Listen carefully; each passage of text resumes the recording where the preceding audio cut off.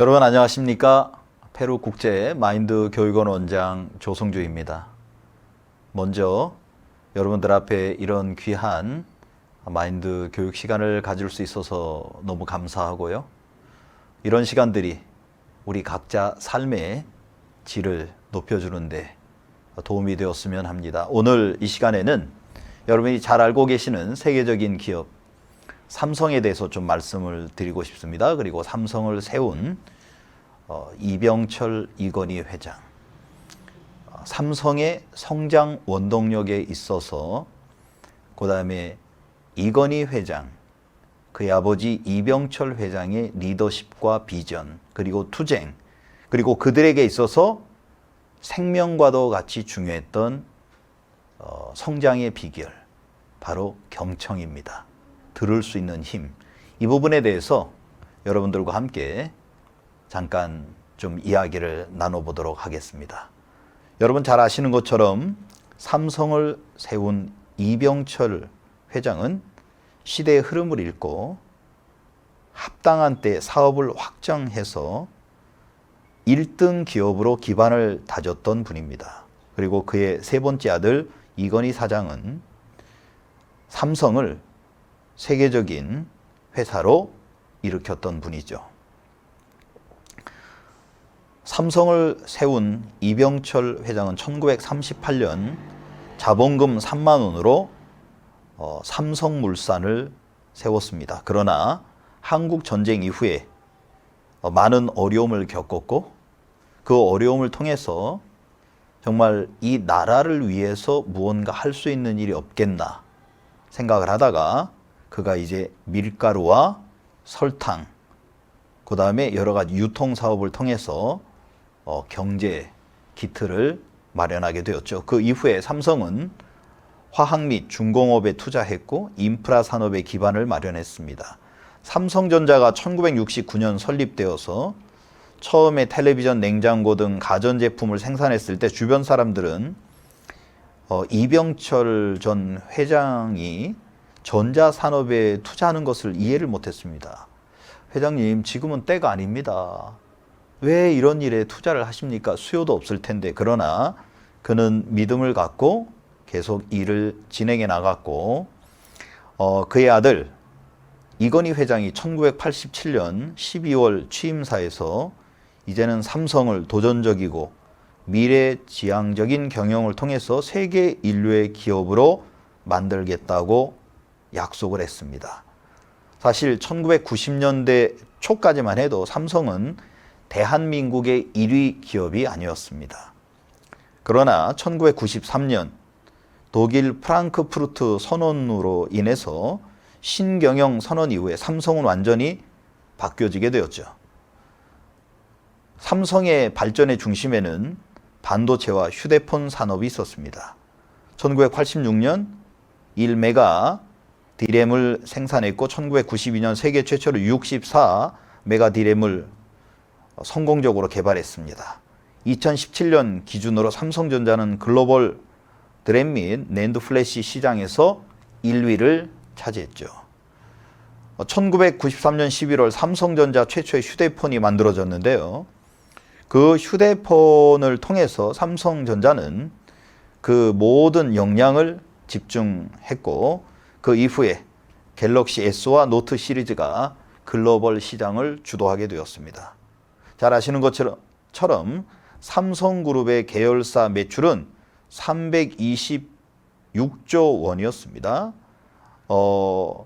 무역위원회에 따르면 2019년 매출은 한국 국내 총 생산량의 17%에 달한다고 하니까 그 양이 대단한 것이죠.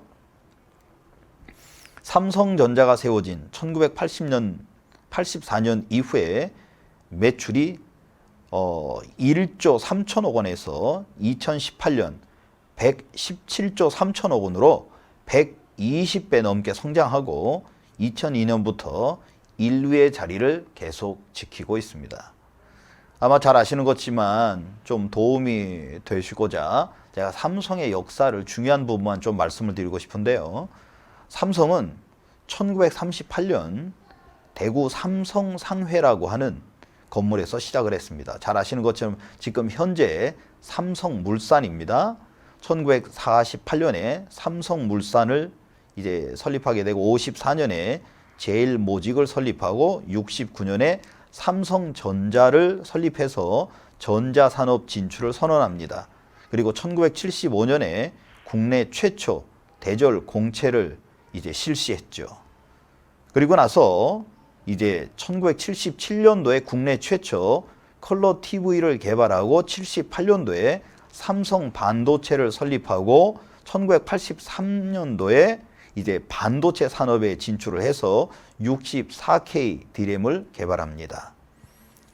1987년도 이병철 선대 회장이 이제 세상을 뜨고 그의 셋째 아들 이건희 회장이 취임을 합니다. 1988년 창업 50주년 이 기념회 때 제2의 창업을 선언하고 1993년 신경영 선언을 선언합니다. 그 다음에 2003년 삼성 브랜드의 가치가 100억 달러를 돌파했으니까요. 그리고 2008년 창업 70주년, 2014년 이건희 회장이 급성 심근경색으로 병원에 입원하고 그의 아들 2016년 이재용 삼성전자 등기 이사로 이제 취임을 하게 됩니다. 2017년 삼성전자는 역대 최대 매출을 올리게 되고 영업이익을 달성하면서 세계 정보기술 기업 매출액 1위를 달성합니다. 2018년 창업 80주년을 맞았죠. 우리가 이렇게 삼성의 역사를 알아보는 것은 이 역사를 통해서 우리 삶 속에도 한번 비침이 되었으면 하는 마음이 있습니다. 삼성전자 이제 삼성그룹의 창업자 이병철 회장은 젊었을 때부터 그는 많은 고민을 했습니다. 내 인생을 걸고 해볼 만한 일이 어디에 있을까? 왜냐하면 그 당시에 한국은 일본의 식민지였기 때문에 많은 생각을 하면서 그는 젊은 학생 때를 보내게 됩니다. 그리고 그가 청년이 되었을 때 이제 내가 더 이상 머뭇거리지 말아야 되겠다. 내가 바로 할 수 있는 건 사업이야. 이 사업에 내 삶을 걸어야 되겠다 하고 그는 마음을 먹습니다. 그리고 나서 그가 1936년 물려받은 토지를 바탕으로 마산 협동정미소를 차리게 되죠. 그러나 그는 그 협동정미소를 통해서 정말 한국 최고의 부자가 되려고 했지만 그는 그 사업이 망하게 되었습니다. 그에게 남은 돈은 결국 5만 원밖에 되어 있지 않았죠. 그러다가 1938년 중국의 많은 현장을 돌아보고 치밀하게 시장을 분석하고 난 이후에 1938년 3월 1일 대구에 삼성그룹의 시작인 삼성상회를 이제 개업합니다. 많은 분들이 삼성이라고 하면 지금 알고 있는 삼성만 생각하시는데 절대 그렇지 않습니다. 바로 이 삼성에서 이제 아이들과 함께 아내와 함께 공장에 귀퉁이 방에서 24시간 돌아가는 국수 기계 옆에서 이제 그의 삶이 시작이 됐죠. 여기 보시죠. 삼성이 무엇으로 처음 시작했습니까? 국수를 만드는 이제 공장이었습니다. 이곳에서부터 그는 이 바로 기계 옆에서 조그만 방에서 아이들과 함께 이제 숙식을 하면서 삶을 누렸죠. 그래서 그는 삶의 기반을 다졌고 여기에서 이제 이쪽 지역에서 사업을 가졌으면 이제는 서울로 가자. 그래야 한국 전체를 이제 무대로 삼아서 일을 해야 된다. 그러지 않으면 승산이 없다 하고 그는 이제 서울로 가게 됩니다. 그러나 그 무렵 1950년도에 한국은 전쟁이 일어났습니다. 여러분 보고 계시죠? 전쟁으로 한국은 모든 나라가 폐허가 됐습니다. 1950년도에 모든 나라는 폐허가 되고 정말 사람들의 삶은 너무 비참하고 어려운 삶을 살게 되었습니다. 정말 이 전쟁의 비참함에서 그는 뼈저리게 느낀 게 있었습니다. 나라가 없으면 삼성도 없다. 나라가 있어야 회사도 있고 가정도 있고 나도 있다. 바로 이 일을 통해서 정말 우리 회사가 국가를 위하는 기업이 돼야 되겠다라고 그는 이제 생각을 하게 되었습니다. 그러다가 전쟁 이후에 굉장히 국가에서부터 많은 양의 밀가루와 설탕들을 수입하는 걸 보면서 이제 내가 왜 이렇게 비싼 돈을 주고 밀가루와 설탕을 수입을 하나, 우리도 이 회사를 차려야 되겠다 해서 설탕을 이제 생산하게 되었죠. 그 무렵에 많은 사람들이 도저히 우리가 생각하는 어떤 그 기술로는 사실 설탕을 만들 수 없었습니다. 그러나 이병철 회장이 오직 국가를 위하는 마음으로 온 마음을 쏟아서 우리 국민들이 정말 편하게 먹을 수 있는 설탕, 또 밀가루, 이 일들에 정말 사업을 하기 시작했죠. 그가 처음 시작을 하게 되었을 때 1953년 당시 기술로는 정말 이루어질 수 없는 설탕 제조업이었습니다. 그래서 일본에서 들여온 제단기에서 설탕 아닌 액상 밀당만 나와서 실패했는데, 끊임없이 원인을 찾다가 보니까 어디가 문제점인 것을 발견하고 나중에 이제 국산 설탕 제조에 성공했습니다. 굉장히 많은 어려움이 있었죠. 그리고 나서 이제는 우리 국민들이 따뜻한 옷을 입었으면 좋겠다. 우리 국민들이 따뜻한 옷을 입게 하려면 무엇이 필요한가? 그는 끊임없이 연구하고 또 공부하고 도전하는 그런 사람이었습니다. 그는 항상 그의 마음속에 전해주고 싶은 이야기가 있죠. 기업은 사람이다. 결국 기업에서 얻는 것은 사람이라는 것입니다. 1983년 2월 그의 탁자 위에는 이제 문서가 올라와 있었는데요. 기술 없는 조그만 기업이 경영자 욕심 탓에 무모한 사업을 시작했다는 보고서가 쌓여 있었습니다. 그래서 회사 전체가 무너집니다, 회장님. 이게 무슨 이야기야? 해서 그가 이제 알게 된 것이 바로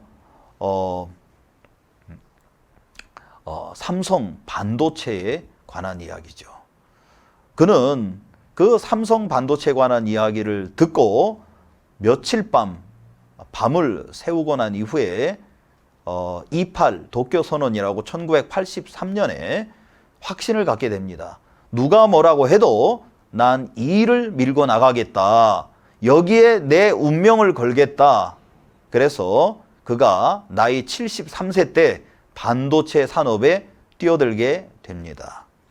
그때 많은 사람들이 회장님, 한국엔 컴퓨터가 없는데 어떻게 반도체를 누가 삽니까? 그래서 많은 사람들이 반대 보고서를 이제 이병철 회장에게 제출을 했는데, 그가 그 반대하는 사람들을 전부 다 모아서 우리 뒤로 물러서지 말고 새 일에 도전하자 해갖고 그들을 전부 64K 디램 개발팀으로 이제 다 발령을 해서 함께 이를 개발한 일은 굉장히 유명한 일입니다. 예상보다 3년이나 앞당겨서 1983년 64K 디램을 개발에 성공했지만 가격 폭락으로 인해서 1,400억 원 누적 적자가 일어났고 1987년에는 2,800억 원을 다시 들여서 제3라인의 중설의 승부수를 띄웠습니다. 그가 세상을 떠나고 난 이후에 이제 이 반도체 산업은 1992년 64메가 디램으로 1위를 이제 등극하게 되고 256메가 디램 1994년 1기가 디램 1996년 세계 최초로 정말 2015년 이 세계 1위를 차지하게 되었습니다. 정말 그가 했던 모든 일들을 이렇게 보면요. 그는 1954년 자본이나 기술, 땅 없이 그가 출범한 제일모직의 공장보다 당시 호텔 수준의 사원 기숙사가 먼저 완공이 되었습니다. 그는 항상 생각했습니다. 종업원이 쾌적한 환경에서 일하면 작업 능률이 항상 향상된다. 그는 이 믿음을 가지고 직원들에게 좀 더 나은 공부할 수 있는 조건들, 지낼 수 있는 조건들을 제공해 주게 되었죠. 그리고 1969년 그는 미래 어떤 일들을 진행해 나갈 것인가 생각하다가 그가 이제 전자산업을 이제 뛰어들게 됩니다.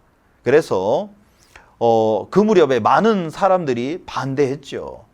근데 그는 그 당시에 국내 전자업계는 라디오, TV, 전자교환기 등을 만들어서 그냥 국내 안에서만 쓰고 있었는데 이병철 회장은 아니다. 우리는 수출을 해야 된다. 그게 우리가 살 길이고 그리고 우리가 정말 이 사람들을 개발을 해야 된다. 그는 항상 하는 말이 있었습니다. 의심나는 사람은 쓰지 마라.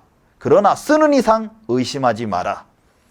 그는 1957년 한국 처음으로 대학 졸업자들을 대상으로 이제 국내 공채 사원 모집을 시작했고 그의 경영 철학에 가장 중요한 것은 인재제일주의였습니다. 뛰어난 사람들을 모으자. 그래서 조직, 경영, 균형을 위해서 사장이 인문계면 부사장은 이공계, 사장이 기술계면 부사장은 경상계로 업종 다른 회사 사장을 맞바꾸는 인사를 단행하기도 했습니다. 항상 그는 강조했죠. 온정 때문에 인사 머뭇거리면 조직은 병들고 결국 기업은 망한다. 이 회장은 항상 기발하고 창조적인 기획 주의자였고 치밀하고 분석적인 관리하는 돌파력이 뛰어난 그런 모든 관리자들을 조합하고 잘 이끌어가던 사람이었습니다. 그는 항상 그가 자주 쓰던 글이 있었는데요. 그게 뭐냐면 고객 제일이었습니다. 나와 만나는 모든 사람들이 최고의 것을 만나게 되기를 바랍니다. 그뿐만 아니라 그는 문화재를 통해서 그 다음에 문화에 대해서도 관심이 많아서 1965년 문화재단을 설립하고 1975년 국보 50여 점 등을 소장품 2,000여 점과 함께 재단에 기증하게 되었습니다.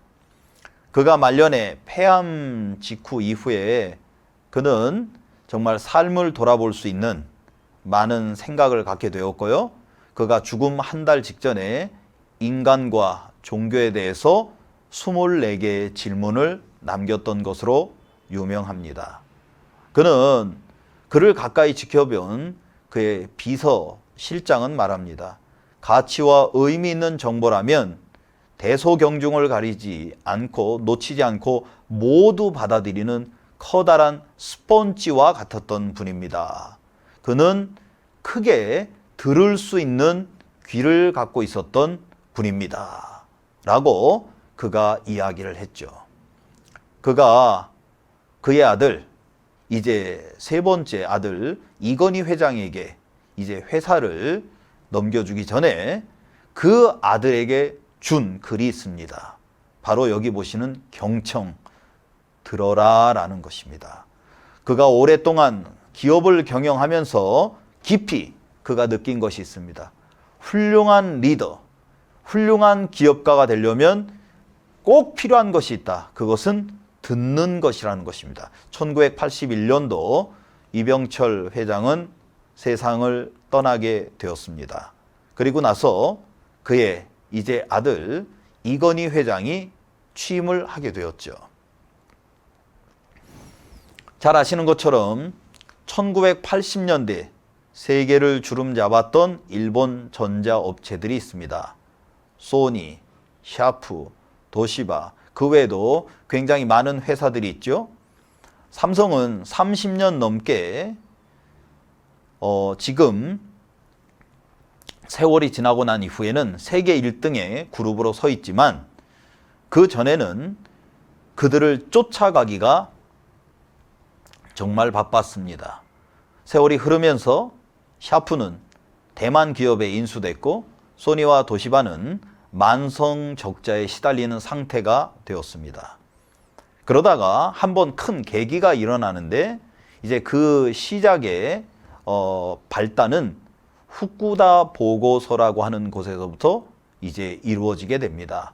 그 일을 통해서 삼성과 일본 업체들의 운명을 바꾼 계기가 되었고 바로 이건희 회장이 유명한 프랑크푸르트 선언을 하게 됩니다. 여러분 잘 아시겠지만 여기 보시는 분이 바로 후쿠다 다미오 씨입니다. 잘 아시는 것처럼 1993년 6월 4일 후쿠다 다미오 삼성전자 고문이 이건희 회장에게 56장짜리 보고서를 건넸고 그 핵심은 14쪽 분량의 경영과 디자인에 관한 이야기였습니다.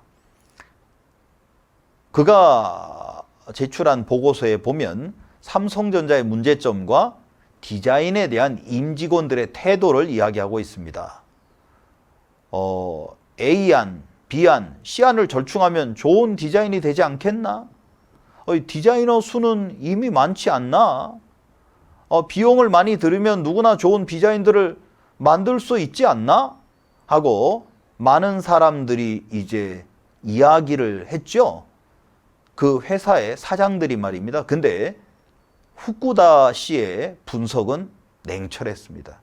각각 디자인은 컨셉트가 다른 제품입니다. 판단이 어려울 때 일반 다른 계열의 사장들이 적당히 그냥 섞어서 하세요 라고 이야기하지만 절충하는 포인트가 없어서 결코 좋은 디자인이 나오기 어렵습니다 라고 이제 그는 분명하게 이야기했죠. 그 무렵에 삼성 이건희 회장에게 계속 불량 제품에 관한 얘기가 들려왔습니다. 여러분 잘 아시겠지만 그가 이건희 회장이 이제 삼성의 회장으로 취임하고 난 이후에 그는 항상 마음에 염려가 있었습니다. 정말 우리가 이대로 가단 망한다. 내가 이 불량 문제를 해결하지 않으면 절대 우리는 여기서 나갈 수 없다. 그러다가 한번 이건희 회장이 충격적인 비디오를 봅니다. 공장에서 세탁기를 만들었는데 뚜껑이 안 덮이는 거예요. 그래서 그거를 칼로 깎는 겁니다. 그것을 보고 나서 그는 굉장히 마음에 염려하고 이제 화를 내게 됩니다. 그러다가 그가 이제 1993년 6월 7일 사장단을 불러 모아서 신경영을 선포하죠. 여러분, 마누라와 자식 빼고 다 바꿔봐.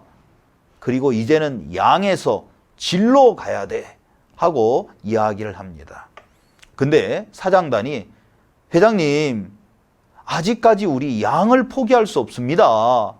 우리가 부족하니까 더 많이 만들어서 수출해서 그것으로 돈을 벌어야지 더 좋은 질을 만들기는 아직까지 우리 안 됩니다. 그 이야기를 듣고 이제 이건희 회장은 화를 내면서 손에 쥐고 있던 티스푼을 집어 던지고 그럼 아직도 내 말을 못 듣겠는 거야 하면서 질 경영에 대한 의지는 굉장히 강했습니다.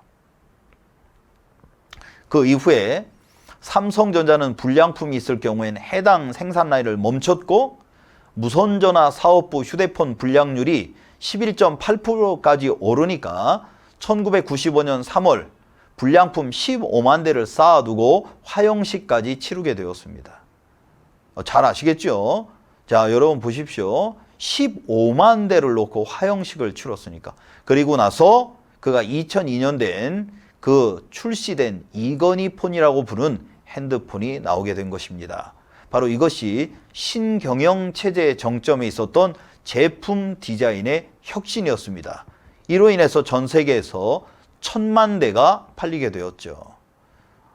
독일의 인터내셔널 포럼 디자인에서는 삼성전자 디자인 창의성과 디자인 경쟁력을 세계 1위로 평가할 정도로 이제는 너무 달라졌고, 이제 삼성 디자인 학교에서 끊임없이 많은 디자이너들을 배출해 나기 시작합니다. 단 2개였던 전 세계 1등 제품이 20개로 늘어갔고, 직원의 규모도 14만 명에서 50만 명으로 커진 삼성전자가 되었습니다. 10년간 매출은 30배 증가했고 10개의 전략을 모두 성공시키는 어려운 일을 해냈다고 후쿠다 고문은 이야기를 합니다. 하지만 2013년 이후에 매출과 영업이익이 감소하면서 위기설에 다시 휩싸이게 되었죠. 이럴 때 후쿠다는 다시 새로운 조언을 말합니다. 삼성은 새로운 출발선에 서야 한다. 신경영 조언을 모두 잊어라. 그래서 그는 이건희 회장은 이야기합니다. 앞으로 10년 내에 삼성을 대표하는 사업과 제품은 대부분 사라질 것이다. 다시 시작해야 된다. 머뭇거릴 시간이 없다. 앞만 보고 가자. 그는 항상 위기 경영에 대해서 이야기를 했습니다. 그는 항상 어느 박람회에 가든 주변에 있는 사람들의 이야기를 듣는 사람이었고, 또 그 이야기를 듣고 자기 것으로 이제 항상 마음으로 담아두는 그런 사람이었습니다. 그가 60세가 되었을 때 한 이야기가 있습니다. 나는 내가 3살 때 말하는 걸 배웠습니다. 그리고 내가 60세 때 나는 이제 듣는 것을 배웠습니다. 정말 우리 삶 속에서 듣는다는 것이 얼마나 중요한지 모르겠습니다. 여러분 잘 아시겠지만 우리는 눈을 통해서 세상으로 나가고 이 귀를 통해서 우주를 우리 마음에 담습니다. 여러분 잘 아시겠지만 이 시각의 세계 속에 머문 사람들은요, 굉장히 이렇게 감각적이고 또 감정적입니다. 그러나 여러분 들을 수 있는 사람, 또 이렇게 귀를 기울여서 듣는 이 사람들은 또 내면의 세계, 그 다음에 또 경청의 세계를 통해서 더 깊은 세계로 들어갈 수 있죠. 여러분 오늘 주제가 이 삼성이라는 회사가 어떻게 한국에 그냥 알려진 기업이 전 세계에 가장 뛰어난 그런 글로벌 기업으로 다시 태어날 수 있었는가 하는 부분들을 여러분들에게 지금 말씀드리고 있는 것입니다. 여러분, 우리가 이 듣는다는 이것은요, 그냥 단순하게 듣고 있어, 그냥 그런 내용에만 있는 것은 아닙니다. 잘 아시겠지만 사람은 배우는 만큼 듣고 아는 것만큼 말합니다. 그만큼 듣는 게 중요한 거죠. 그래서 우리가 잘 듣다 보면 한 사람의 지식과 말이 들어와서 내 마음속에 이제 내가 갖고 있는 기존의 생각들을 바꾸게 되는 것입니다. 여러분 오늘 잠깐 저와 함께 중국어를 한번 배워보시겠습니까? 여기 보시면 이게 중국어로 듣는다는 뜻입니다. 아마 여러분이 갖고 계신 언어에는 이렇게 복잡하지 않겠죠. 이 중국어라고 하는 이 단어를 보시면요, 지금 처음 나와 있는 이 단어는 왕이라고 하는 글자고 그 옆에 푸른색으로 서 있는 글자는 귀라는 글자입니다. 다시 말해서 우리는 쉽게 그냥 듣는다 하지만 이 한자의 의미에 보면 먼저 이 듣는다는 이 이야기는 먼저 왕의 귀를 가지고 왕의 말처럼 조심해서 그 말을 듣는다. 그리고 여기 보시면 흰색이 나오죠. 다시 말해서 10번을 잘 살펴보고 듣고 그 다음에 그 일에 공감을 하도록 마음에 한다는 뜻입니다. 그러니까 그냥 우리가 듣는다. 듣는다라는 얘기는 너 듣고 있어요. 그게 다가 아니라 먼저 귀로 듣고 눈으로 보고 마음으로 공감하고 그리고 마음을 얻어나간다는 것이 사실 듣는 것의 의미입니다. 굉장히 깊죠? 우리는 보통 생각할 때 너 듣고 있어? 지금 나 듣고 있는데? 그런데 진짜 중요한 의미는 정말 마음으로 같이 느끼고 내가 듣다 보면 나를 듣는 사람들을 얻게 된다는 것이죠. 그래, 여기에 보시면 말을 잘하는 사람들은 지식을 많이 갖고 있고 들을 줄 아는 사람들은 지혜로운 사람이라는 것입니다. 여러분, 우리가 잘 아시는 것처럼 정말 들어서 사람의 마음을 얻고 이 세상에 가장 큰 사람의 마음을 얻을 수 있는 지혜는 무엇입니까? 듣는 것입니다. 여러분 친구가 많으십니까? 아마 여러분은 주위 분들의 많은 사람들의 이야기를 들어주는 분인 것 같습니다. 여러분 우리는 어릴 때부터 무엇에 많이 길들여져 있습니까? 말하는 거, 읽는 거, 쓰는 거. 그런데 학교에서 우리가 배우지 않는 게 있죠? 듣는 것입니다. 이 듣는 것은 우리 삶 속에서 굉장히 중요하고요. 내가 이 일을 하게 되면 나중에 내게 오는 어떤 많은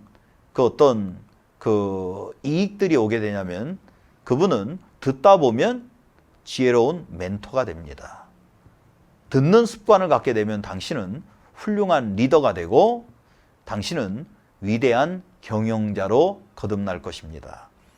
여러분, 제가 오늘 이 과정을 마치기 전에 다시 한번 좀 말씀을 드리고 싶은 것은 오늘날 삼성, 그 작은 가게에서 시작한 회사가 세계 굴지의 기업이 된 이유가 있습니다. 그것은 뭡니까? 들을 수 있는 힘이라는 것입니다. 여러분 여기 지금 사진에서 보고 계신 이 장면 있죠?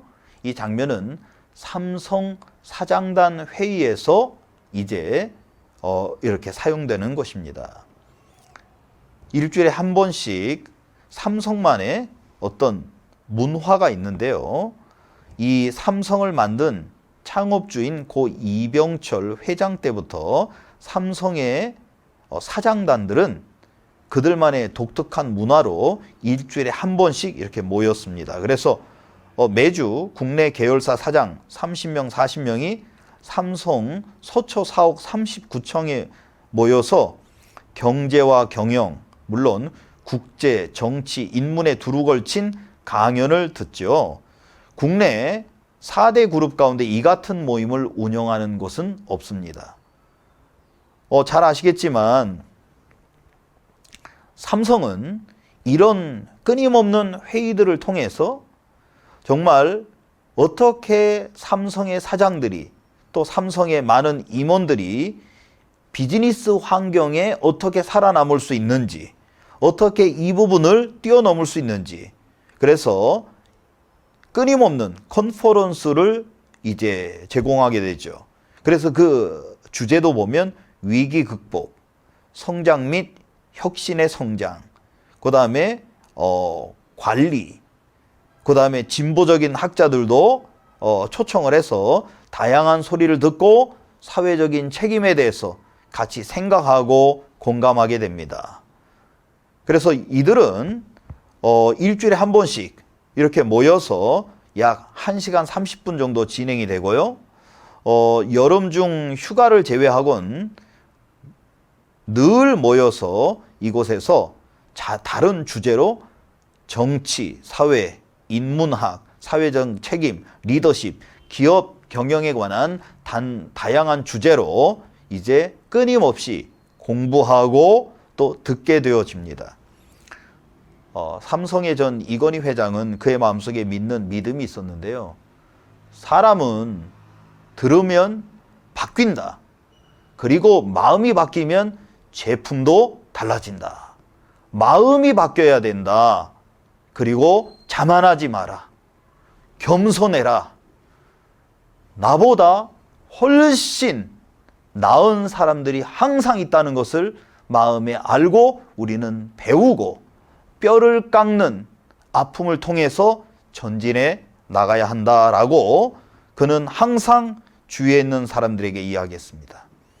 삼성의 많은 사장들, 그 기업의 중요한 분들은요, 어떤 다양한 주제로 화가, 그 다음에 바둑을 두는 분, 그 다음에 성공회 총장, 그 다음에 KBS 심포니 오케스트라 전무, 여러 분들을 초청을 했고, 또 삼성에 대해서 비판적인 시각을 갖고 있는 분들을 초청해서도 끊임없이 드러나갔죠.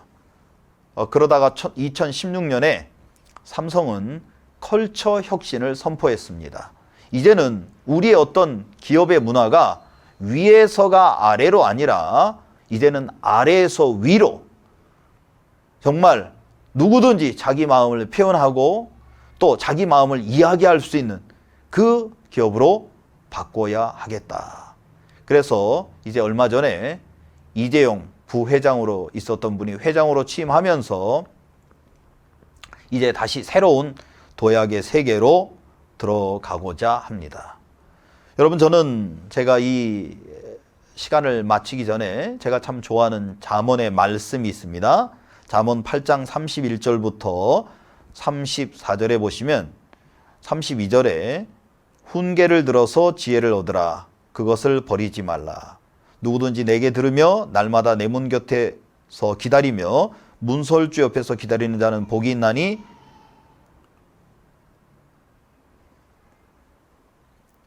대저 나를 얻는 자는 생명을 얻고 여호와께 은총을 얻을 것임이니라.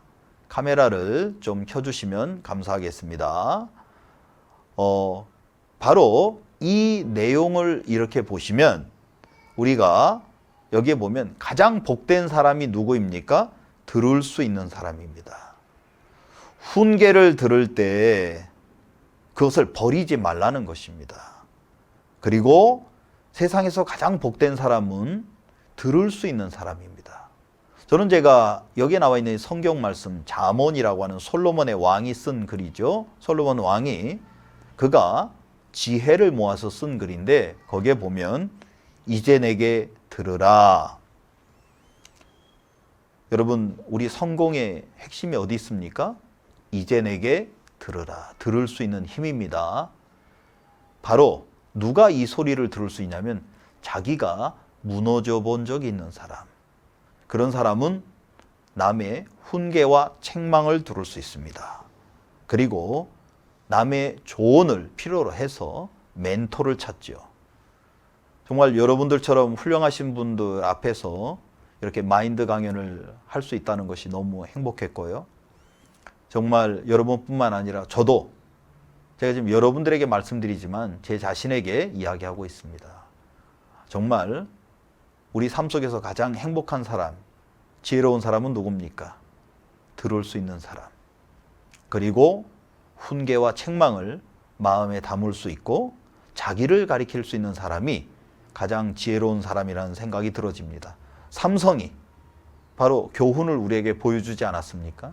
그 작은 기업이 세계적인 글로벌 기업으로 탄생하기까지 그들은 끊임없이 들었고 또 자기 마음 안에서 그것을 되새겼고 다시 한번 겸손한 마음으로 배워나갔습니다. 그것이 오늘날 삼성을 이룬 힘처럼 여러분의 삶 속에서도 정말 들을 수 있는 귀가 있어서 정말 여러분들이 여러분의 소리가 아니라 정말 여러분에게 쓴 이야기를 해줄 수 있는 사람, 마음이 아픈 이야기도 해줄 수 있는 사람의 이야기를 들을 수 있는 그런 여러분 마음의 귀가 정말 얻어지시게 되기를 바랍니다. 긴 시간 함께 해주셔서 진심으로 감사드립니다. 감사합니다.